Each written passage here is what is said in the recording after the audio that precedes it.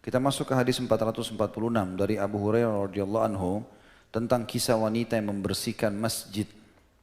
Ada seorang ibu suka bersihkan masjid setiap hari. Rasulullah SAW melihatnya. Lalu beliau berkata, maksudnya Abu Hurairah, fasa'ala anha an-nabiy sallallahu alaihi wasallam faqalu matat. Faqala afala kuntum adhantumuni faka'annahum saggaru amraha. Faqala dulluni ala qabriha fadalluhu fasalla alaiha.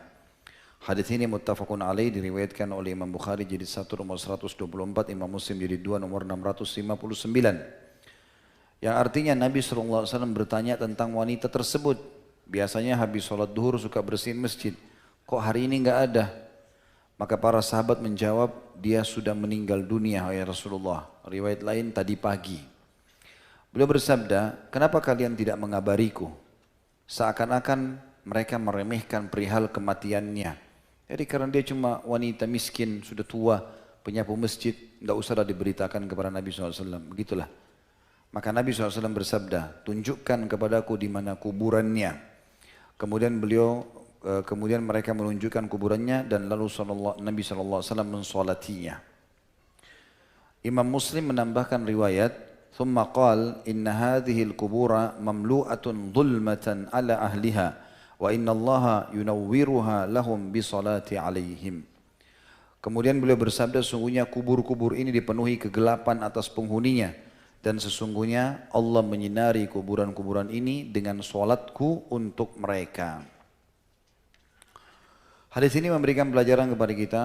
Yang pertama adalah keutamaan pengurus masjid. Dan banyak orang menganggap remeh ini, menjadi marbot masjid. Seakan-akan mereka itu tidak punya kedudukan, tidak punya pendidikan. Kita lupa teman-teman sekalian, kalau seseorang di antara kita menjadi penasehat, menjadi pengawal, menjadi pembersih istana presiden atau istana raja, kita sudah merasa bangga bolak-balik masuk di istana itu. Bagaimana dengan orang yang mengurus istananya Allah? Walaupun masjid itu sangat sederhana, tetap dia rumahnya Sang Pencipta. Dan dia punya nilai khusus orang itu.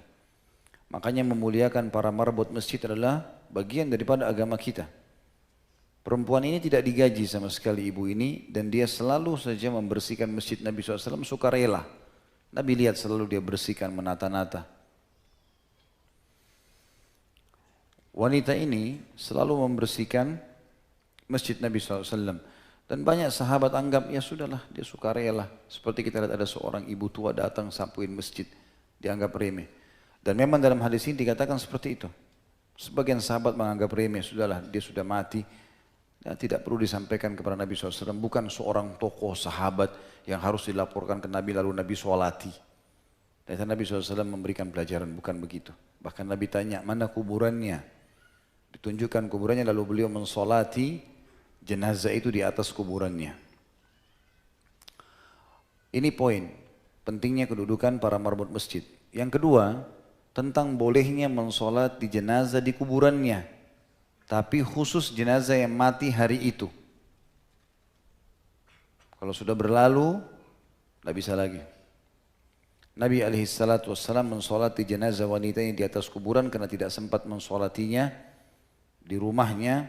Karena tidak tahu kematian orang ini, maka beliau pun pergi ke masjid lalu mensolati jenazahnya. Dan ini dibolehkan, tapi dengan syarat tadi, memang dia meninggal hari itu.